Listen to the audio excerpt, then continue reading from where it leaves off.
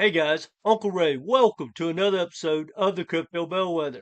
On this channel, we cut through the hype and the noise, and I give you the non-biased information you can use to make informed decisions. And I can't be more bullish.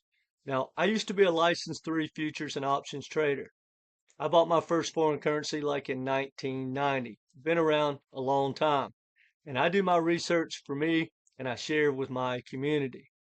I want my community to be in the 10% that make money. Because 90% of all crypto investors, some people say 95, lose money.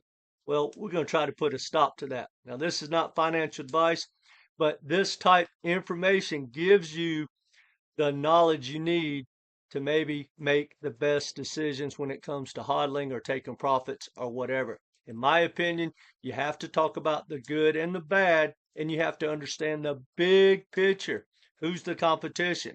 What's Wall Street doing? What's the legacy banks doing? What's the government's doing? And that's the type knowledge I'm bringing to you on this channel.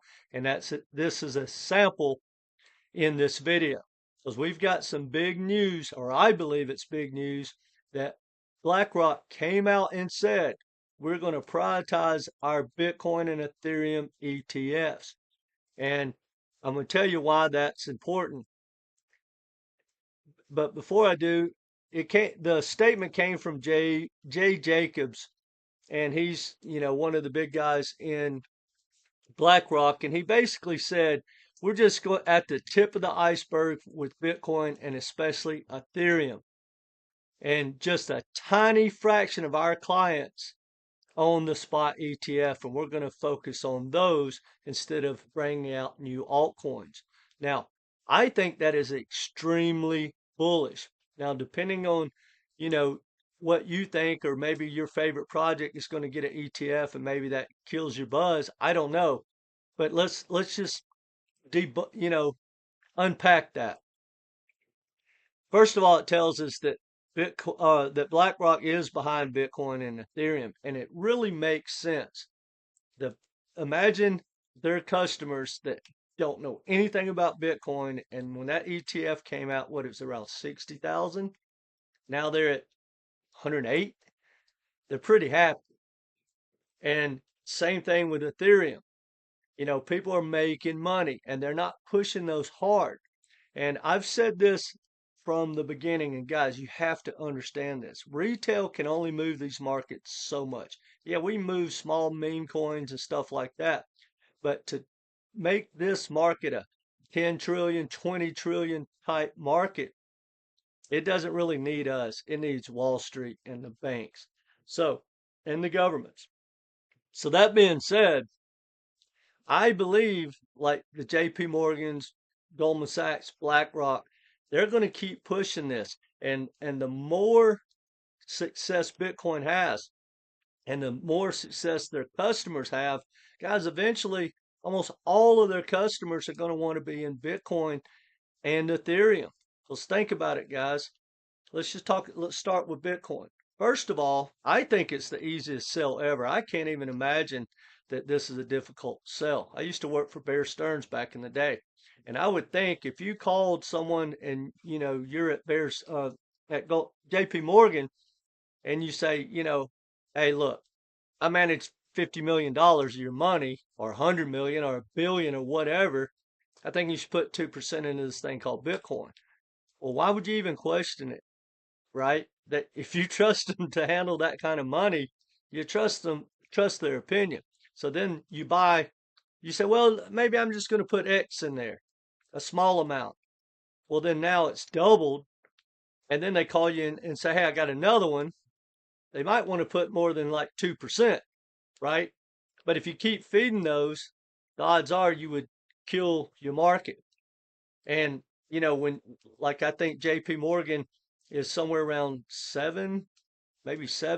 about 7 trillion under management. Like Goldman Sachs, I believe, is 4 to 5 trillion under management. BlackRock, 11 trillion under management. So think about it, guys. I've said this a long time ago, but the banks, the governments, and Wall Street pick winners and losers. So whether this is real world assets or DeFi or whatever, cross-border payments, they have all the customers. They don't have to do anything but create their own projects, move up the technology into Web3, which is the easiest part, and then deploy it to their customers, and they will take over and be the dominant players in crypto. You need to understand that before you think that you own a token that has such good tech or whatever you think that they're going to put a dent in the banking sector or the Wall Street, take money from Wall Street. Just not going to happen, guys.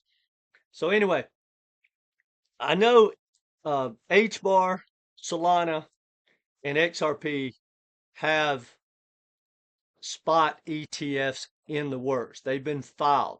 Now, they may not get approved by the SEC, but now that we have a new administration and we're going to have a new SEC chair, I believe those will get pushed through. And we hear a lot of rumors about like Stellar and ADA and ICP, AVAX, but the rumors is one thing, but we know those are filed. Now, there are a lot of ETFs that are underway or been filed, like with XLM, but they're not SPOT. And if it's not SPOT, it doesn't really matter. It's not going to move the needle. The news might move something short term, but it's not the same thing. It's not that relevant. Now, that being said, I think that there's a good chance when this bull run is over that everything that's not a SPOT ETF is going to come crashing down just like we've seen in history around 90, 93, 99%. That's not going to change. For you hodlers, that just doesn't make sense. But I believe there's a good chance that Bitcoin and Ethereum doesn't pull back like that. Maybe it's a 50% pullback. Maybe it's a 25%. But I think there's a chance in this bull run that Bitcoin for sure and possibly Ethereum separate themselves. And if there's any other SPOT ETFs, they may as well, that they don't get that big decline. So keep that in mind. But also, the reason I believe this is worth making a video and why this is, both bullish and not bullish is, guys, if BlackRock's not behind you, it's not as big a deal. It's not going to be that successful of a launch on no matter what project has a SPOT ETF. It will be bullish, don't get me wrong, and it will help the volatility and help keep the base of the market cap higher. But, BlackRock literally rules the world. And if they are not behind a project, well, the smart money, the big money on Wall Street and their customers, they're going to want to follow BlackRock. They're not all looking for life-changing gains. They have life-changing money in their bank accounts at JP Morgan, at Goldman Sachs, at BlackRock. They just want to keep their money and have a good upside. So the people that have bought, say, Bitcoin ETF and they've already doubled their money, they're really not used to that. So we'll see where it goes. But anyway, overall, guys, I can't be more bullish. And you have to take this time to really get a game plan or you're going to wreck yourself, because I'm telling you, the FOMO and the FUD is going to kick in. And 2025 is going to probably be the wildest ride of your life, unless you've been in crypto a long, long time. But if this is your first bull run, especially, you better hang on, get a game plan. And when the FUD kicks in or the FOMO, you know what to do. You just react, work your plan your work. And I got news for you guys. Some of these pumps are not going to be as big as you think, and they're going to be a lot shorter lived. But why do I say that? Because in the last bull run, there was only 14, 15,000 tokens. The one before that, there was probably 1,500 tokens. Now there's 4 million. So everything can't pump to the moon. I'll give you an example. Is Polygon last bull run absolutely ripped because it was the golden child, the new layer 2. Well, and there was a few small competitors, but Polygon was the dominant lower the Ethereum gas fees, the new kid on the block, and it is a dynamite project. It's getting a huge amount of adoption. It's doing phenomenal. But look what's happened since the last bull run. You got Base, who's taking over a corporate company, who's bigger than Polygon now and dominating, no token needed. Optimism, bigger than Polygon. Arbitrum, ZK rollups. All this competition is here. Now bear with me, I'm going somewhere with this. If things hadn't changed in all the layer twos, Polygon would probably have already 3 or 5x its all-time high. All that money could be going into Polygon. So you got to wrap your head around that, guys.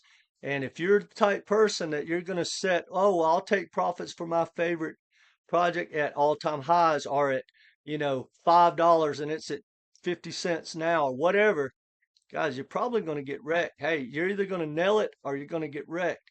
I don't think that's a good game plan. But anyway, guys, I do one-on-one coaching. It's only $250 for 3 Zoom or phone calls. We'll go through your portfolio, talk about your risk reward, get you a game plan, teach you how to dollar cost average in and out, how to take profits, how to compare projects, whatever you need, answer questions for you. But guys, whether you take me up on that or not, do yourself a favor, take profits, or you're going to become the profits, because someone's going to take their big share, and they're going to take yours when the market crashes. So remember this, 90% of people are going to lose money, and if the majority were right, the majority would be rich. All right, guys, hit the like button. Let me know what you think in the comment section, and come back and be part of this community. And hopefully you appreciate the alpha. Take care.